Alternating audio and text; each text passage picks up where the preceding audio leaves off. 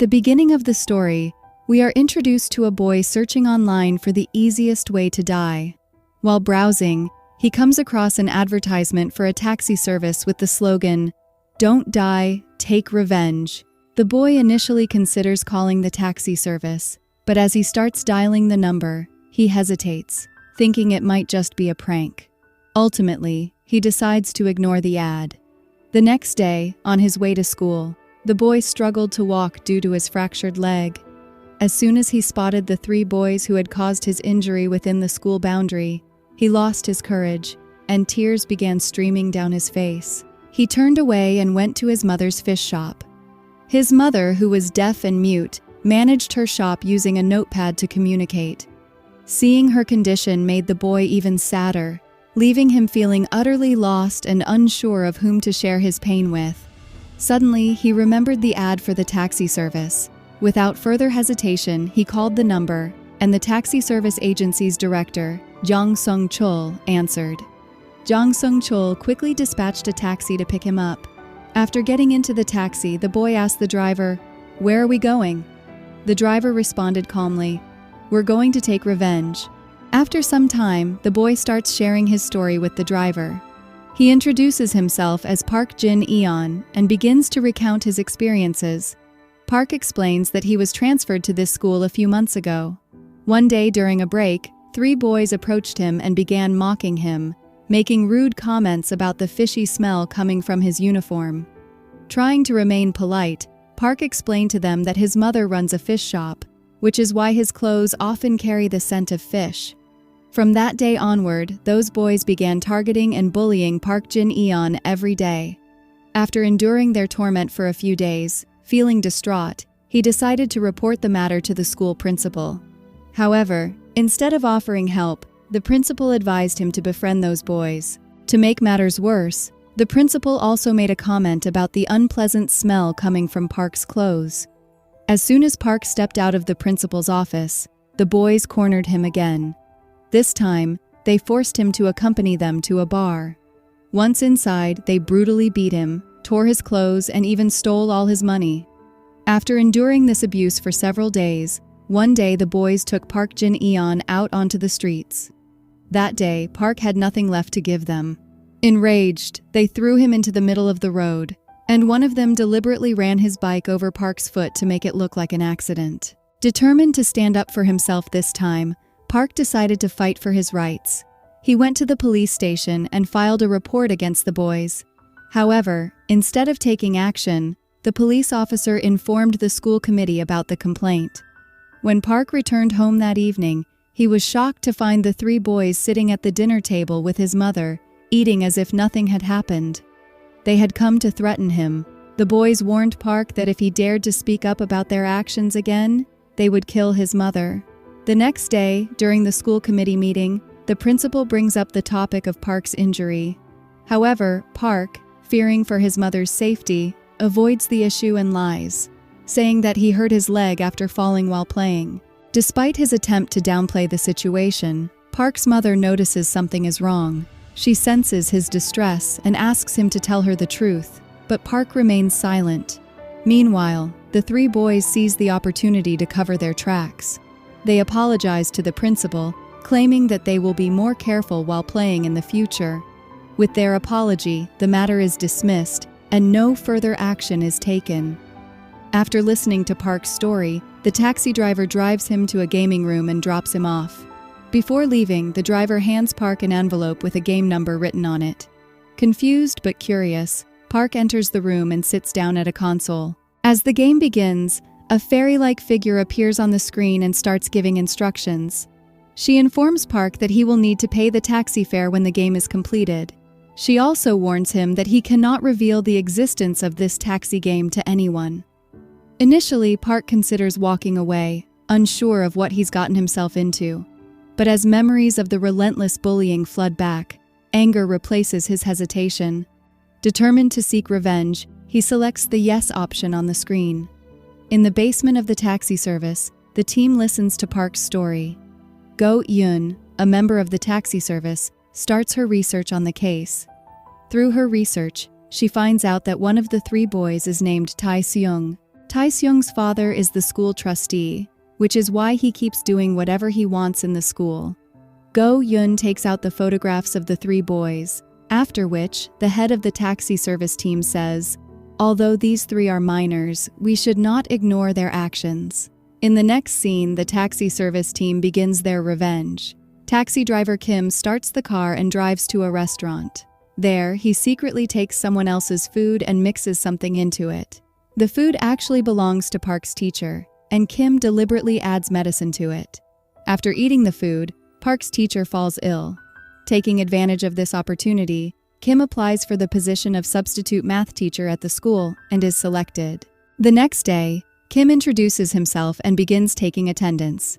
Tae-seung, true to his disruptive nature, deliberately disturbs the class. Commenting on how nice the weather is outside, he leaves the class. After the class ends, Tae-seung's friends throw an empty can of soda at Kim and tease him by asking for a cigarette. Kim responds saying, "How can you, as students, ask a teacher for a cigarette?" Tae-seung then steps in to defend his friends, telling Kim that he is not their teacher, but just a part-time worker. He then slaps his friends and starts shouting, creating the illusion that Kim has hit him. Following this, they steal money from Kim's wallet and leave the school. One day, Tae-seung asks his friends to order cigarettes because he wants to impress some girls.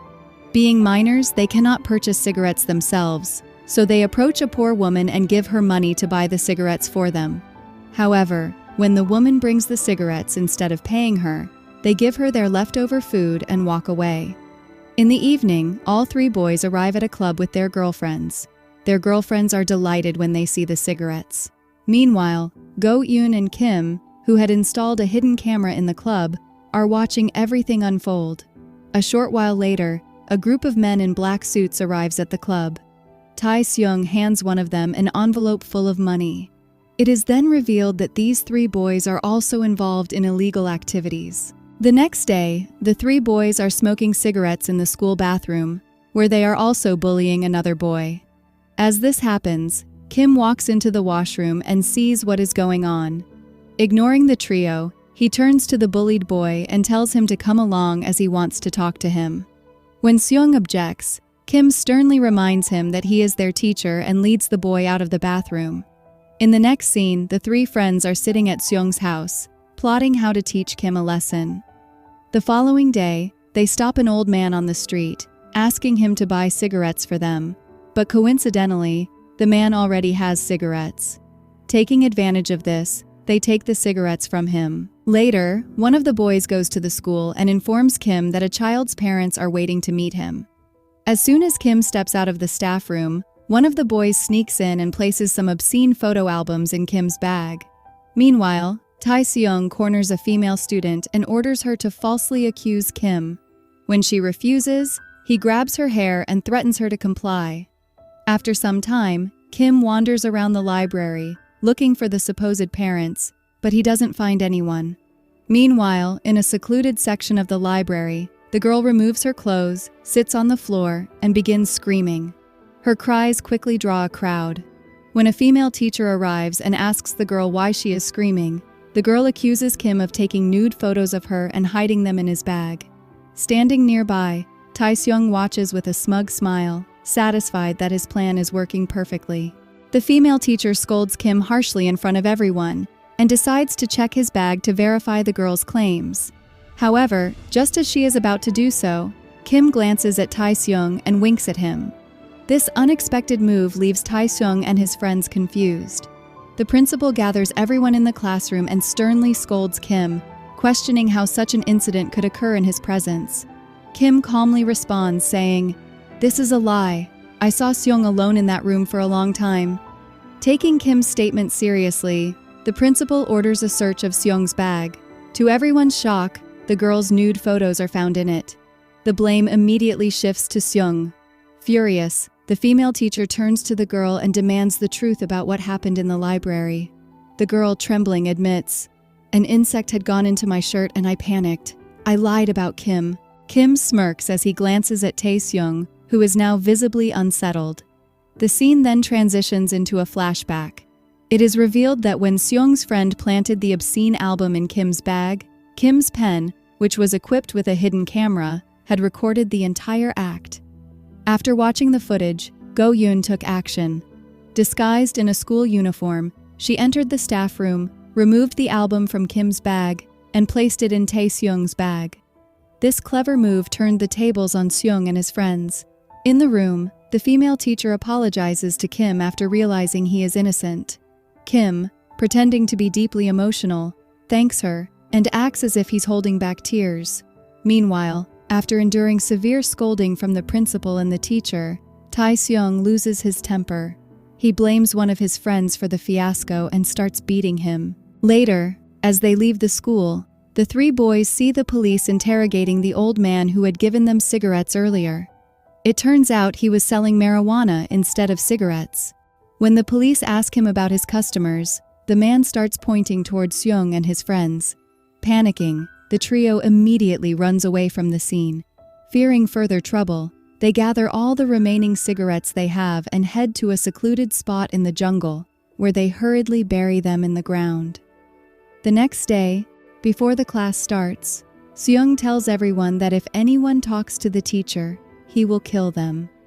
A few moments later, when Kim comes to the class and wishes good morning to the students, no one turns back to greet him. Seung deliberately takes out his phone to play a game to provoke Kim, and his friends start recording a video to capture Kim getting angry. But Kim understands their plan and tells the students that today they will not study, but will watch some videos. He then plays a video on the screen in which the three boys are burying cigarettes in the ground. After this, Kim immediately closes the video and says that he played the video by mistake. Seung and his friends are shocked. After the class, they ask Kim about it.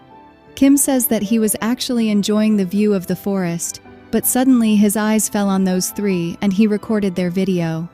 All three of them start explaining to Kim that they don't smoke marijuana. Kim also pretends to take their side and says that he won't tell anyone. In the next scene, the three of them go to the forest again and start digging in the place where they had hidden the cigarettes. However, they don't find anything there. At that moment, Seung gets a call from Kim. He tells Seung that he has handed over the cigarettes to the police but doesn't reveal his name. Seung feels a sense of helplessness upon hearing this. The next day, to irritate Seung, Kim asks him to buy food.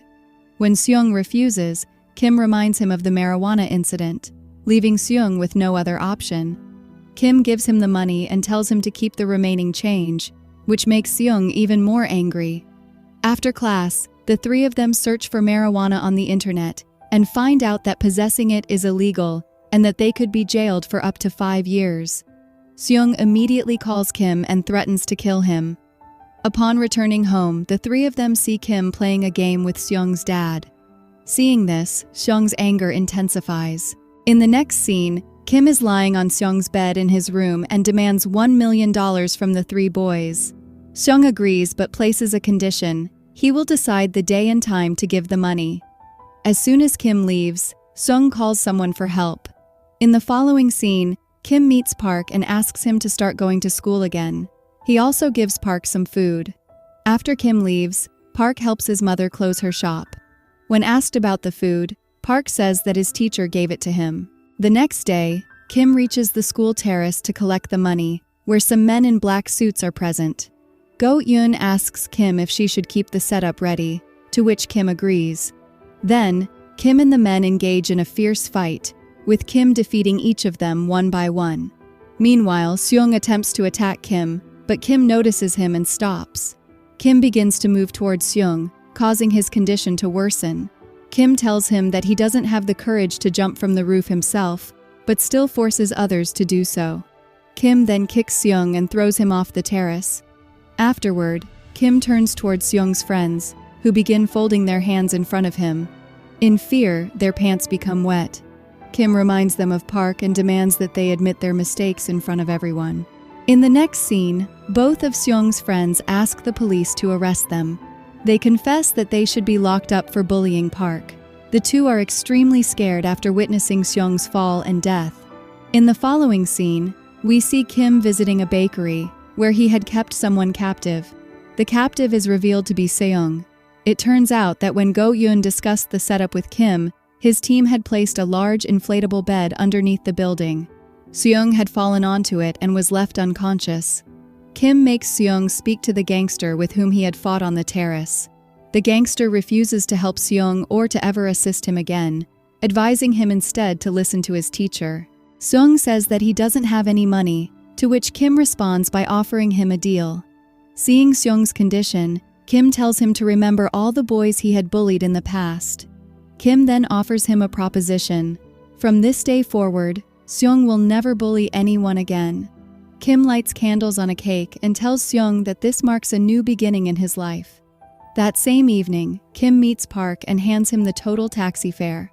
Park becomes sad when he sees such a high amount, but Kim reassures him that he can pay the money little by little.